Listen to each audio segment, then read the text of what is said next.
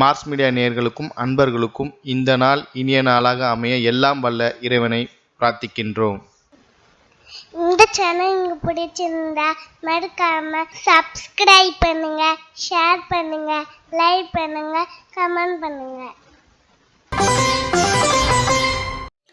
எனதருமை கன்னிராசி நேயர்களே, இந்த பதிவில் நம்ம என்ன பார்க்க போகிறோம் அப்படின்னா 2024ஆம் ஆண்டு ஆகஸ்ட் மாத ராசி பலன். இந்த ஆகஸ்ட் மாதம் உங்களுக்கு எந்தெந்த கிரகங்கள் அற்புதமாக வேலை செய்ய போகிறது, எந்தெந்த கிரகங்கள் மூலமாக நீங்கள் கவனமாக இருக்கணும், பரிகாரமாக என்ன பண்ணினா ரொம்ப விசேஷம் அப்படிங்கிறத பற்றிலாம் நம்ம இப்போ பார்க்க போகிறோம். அதுக்கு முன்னாடி இந்த கன்னிராசிக்காரர்களுக்கு ஆகஸ்ட் மாதம் முன்னாடி நான் சொல்லிடுறேன் என்ன, அதாவது இந்த கேள்வித்தாள் அவுட் அப்படிங்கிற மாதிரி லீக் ஆயிடுச்சு. எப்படின்னா இந்த ஆகஸ்ட் மாதம் உங்களுக்கு அற்புதமான ஒரு ஏற்றம் மிகும் மாதம். அதனால் இந்த ஆகஸ்ட் மாதத்தை நீங்கள் அப்படியே அற்புதமாக உபயோகப்படுத்திக்கணும், சரியா? அதாவது ஃபர்ஸ்ட் ஆஃப் ஆல் ராசிநாதனும் ஜீவனாதிபதியுமான புத பகவான் லாபஸ்தானத்தில் இருக்க. அற்புதம் அற்புதம் அற்புதம் அற்புதம். எடுக்கிற காரியங்கள் அற்புதமாக நிறைவேறும். தொழில் வியாபாரம் சிறப்பாக இருக்கும், உத்தியோகம் சிறப்பாக இருக்கும், எடுக்கிற காரியங்கள் அற்புதமாக நிறைவேறும். கல்வி பயிலும் மாணவ மாணவிகளுக்கு கல்வியில் அற்புதமான ஒரு முன்னேற்றம் உண்டாகும். எழுத்து மற்றும் அச்சுத்துறையில் இருக்கும் அன்பர்களுக்கு அநேகமாக புதிய வாய்ப்புகள் வந்து சேரும். அடுத்தபடியாக 31/8/2024 முதல் இந்த புத பகவான் எங்கே வரப்போறான்னு பார்த்தீங்கன்னா விரயஸ்தானமாக்கி 12ஆம் இடத்துக்கு வந்துடுறார். 12ஆம் இடத்துக்கு வரும்போது செலவுகள் கொஞ்சம் அதிகமாகும். அடுத்தபடியாக 2-9 கூடிய அதிபதி சுக்கிர பகவான் விரயஸ்தானமாகி 12ஆம் இடத்துல இருக்கார்.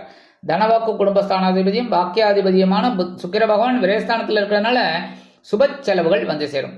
வருமானம் வருதோ இல்லையோ செலவு வருஷம் நின்று இருக்கும், டக்கு டக்குன்னு டான்ஸ் ஆடிட்டு இருக்கும். நீங்கள் ஒன்று ஒன்றா பண்ணிட்டு இருப்பீள். ஆனால் அதற்குண்டான ஓரளவுக்கு வருமானம் வரும். வருமானம் வராமல் எப்படி சார் செலவு? சில பேர் வந்து செலவை சமாளிக்கிறதுக்கு கடன் வாங்கக்கூடிய ஒரு சூழலும் உண்டாகலாம். இந்த சுக்கிர பகவான் விரயஸ்தானத்தில் இருக்கிறனால சில பேருக்கு விலை உயர்ந்த பொருட்களின் மீது நாட்டம் அதிகரிக்கும். அதனாலே வாங்குவேள், கடனை வாங்கியாவது வாங்கிடணும் அப்படிங்கிற மாதிரி. அதே மாதிரி இந்த குழந்தைகளுக்கெல்லாம் ரொம்ப சந்தோஷமான ஒரு இதெல்லாம் இருக்கும். பொழுதுபோக்கு அம்சங்களில் நாட்டம் செல்லும். எடுக்கிற காரியங்கள் அற்புதமாக நிறைவேறும். தந்தையார் கொஞ்சம் செலவு வைப்பார், இல்லைன்னா தந்தை வழி உறவினர்களின் மூலம் சில செலவுகள் வந்து சேரலாம். 26/8/2024 முதல் இந்த சுக்கிர பகவான் எங்கே வர போறான்னு பார்த்தீங்கன்னா ஜென்மராசிக்கு வந்து சூப்பர். ஜென்மராசிக்கு வருது ரொம்ப அற்புதம். ஆனால் என்ன பண்ணுறார்? நீச்சம். நீச்சம்னா பலம் இல்லைன்னு அர்த்தம். பலம் இல்லாத போது உங்களுக்கு என்ன கவனிக்க முடியும்? அவரே பலம் இல்லாமல் இருக்கார். அப்படி இருக்கும்போது உங்களை எங்கே கவனிக்கிறது அவர்? அதனால எல்லா விஷயத்துலையும் கவனமாக இருக்கணும். அவ்வளோதான், சிம்பிள் லாஜிக். ஒருத்தர் சரியில்லை அப்படின்னா நம்ம கவனமாக இருக்கணும், அவ்வளோதான். ஏன்னா இப்போ முன்னாடி போயிட்டே இருக்கும்போது ஒரு சின்ன பள்ளம், தண்ணி ஃபுல்லாக இருக்குது, மழை பெஞ்சு ஒரு பள்ளத்தில் ஒரு வண்டி இறங்கி அப்படி ஏறுது அப்படின்னா பின்னாடி வர நீங்கள் என்ன பண்ணணும்? உஷாராயிடணும். சரி, அப்போ அந்த பள்ளம் எங்கே இருக்கு? ரைட், நம்ம இனிமேல் சைடில் போகணும், இல்லைன்னா பார்த்து போகணும். இந்த பள்ளத்தில் இறங்கினா கூட மெதுவாக இறங்கி ஏறணும் அப்படின்னு உங்களுக்கு தோணும். அதைத்தான் செய்யணும். இப்போ கவனமாக இருக்கணும், சரியா? அடுத்தபடியாக 3-8 கூடிய அதிபதி செவ்வாய், 4-7 கூடிய அதிபதி குரு, 2 பேரும் சேர்ந்து பாக்கியஸ்தானமாகிய 9ஆம் இடத்துல இருக்கார். 9ஆம் இடத்துல இருக்கிறதுனால குருமங்கள யோகம் உங்களுக்கு பரிபூர்ணமாக கிடைக்கிறது. அதைத்தான் மாத ஆரம்பத்தில் சொன்னேன் உங்களுக்கு, இந்த மாதம் அற்புதமான மாதம் அப்படின்னு. இந்த சகாயாதிபதியும் அஷ்டமாதிபதியுமான செவ்வாய் 9ஆம் இடத்துல இருக்கார். அதேமாதிரி சுகாதிபதியும் களத்திராதிபதியுமான குரு பகவான், அவரும் 2 பேரும் சேர்ந்து பாக்கியஸ்தானத்தில் இருக்கார். தந்தையார் ஆதரவாக இருப்பார். தந்தை வழி சொத்துக்கள் உங்கள் கைக்கு வரத்துக்கு வாய்ப்புகள், அதாவது பூர்வீக சொத்துக்கள். அதேமாதிரி தந்தை வழி உறவினர்கள் ஆதரவாக இருப்பார்கள். அதாவது சித்தப்பா பையன், பெரியப்பா பையன், இவங்கெல்லாம் ரொம்ப உங்களுக்கு அனுசரணையாக இருப்பாங்க. அதுவே பெரிய பாக்கியம். அடுத்தபடியாக இந்த சீருடை பணியாளர்களாகிய காவல், இராணுவம், தீயணைப்புத்துறை, மருத்துவத்துறையில் வேலை பார்க்கும் அன்பர்களுக்கு எதிர்பார்க்கும் இடமாற்றம், பதவி மாற்றம், பதவி உயர்வு, சம்பள உயர்வு அருமையாக வந்து சேரும். ஏன்னா குரு மங்கள யோகம். குரு மங்களன்னா செவ்வாய் பகவான், 2 பேரும் சேர்ந்து இருக்கிறது யோகம், சரியா? இந்த குருவோட பார்வைன்னு பார்த்தீங்கன்னா உங்கள் ஜென்மராசியில் விளையாடுது.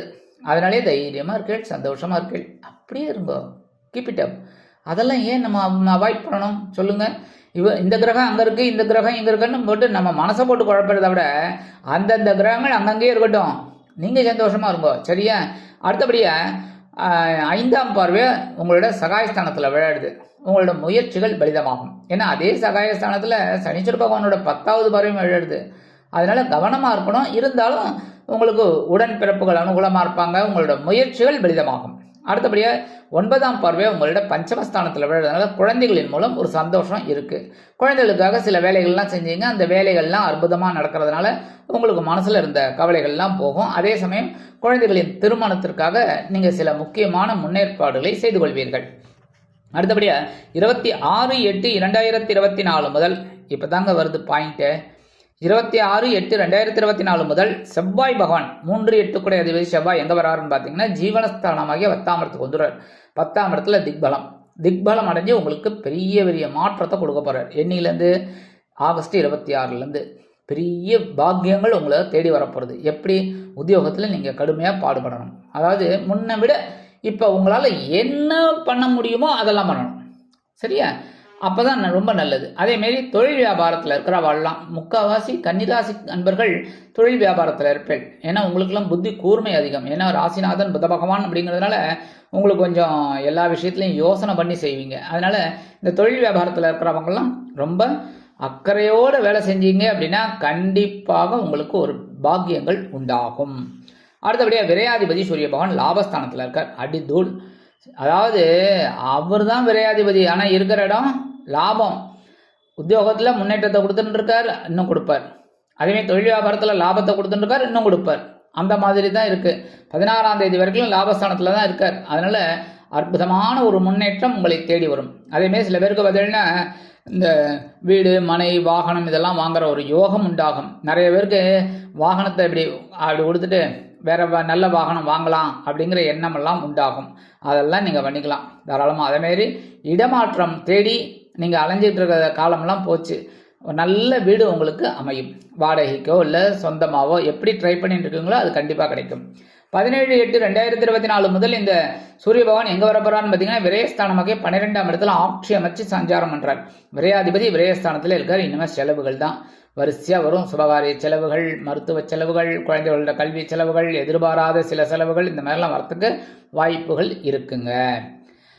அடுத்தபடியாக 5-6 கூட அதிபதி சனீஸ்வர பகவான் வக்ரகதியில் பகைரோன ரோகஸ்தானத்தில் இருக்கார். 6ஆம் இடத்து அதிபதி 6ஆம் இடத்திலே வக்ரகதியில் இருக்கார். அதனால உத்தியோகத்தில் நீங்கள் எதிர்பார்க்குற அந்த ஒரு முன்னேற்றம் கண்டிப்பாக கிடைக்கும். அப்படின்னாலும் சக ஊழியர்களெல்லாம் கொஞ்சம் அப்படியே அனுசரித்து போயிடுங்க. தொழில் வியாபாரமும் பரவாயில்லைங்க, ஆஸ் இட் இஸ், அது மாட்டுக்கு போயிட்டுருக்கோம், ஒன்றும் பிரச்சனை இல்லை. ஆனால் இவரே தான் பஞ்சமாதிபதி அப்படிங்கும்போது பஞ்சமாதிபதி பகிரோன ரோகஸ்தானத்தில் வக்ரகதியில் இருக்கார். அப்படிங்கும்போது குழந்தைகளோட உடல் ஆரோக்கியத்தில் குழந்தைகளோட முன்னேற்றத்தில் கொஞ்சம் கவனம் வச்சுக்கிறது ரொம்ப ரொம்ப நல்லதுங்க. சில பேருக்கு ஆன்மீக பயணங்களின் மூலம் சில நல்ல திருப்பங்களை பார்க்கலாம். அடுத்தபடியாக ராகு பகவான் கலத்திரஸ்தானமாக 7ஆம் இடத்துல இருக்கார். கேது பகவான் ஜென்மராசியில் உட்காந்துட்டு இருக்கார், குருவோட பார்வையை வாங்கிட்டு. இந்த மாதிரி 1-7 அப்படின்னா என்ன பண்ணுறது? வாழ்க்கை துணையோட உடல் ஆரோக்கியத்தில் கவனமாக இருக்கணும். சரியா?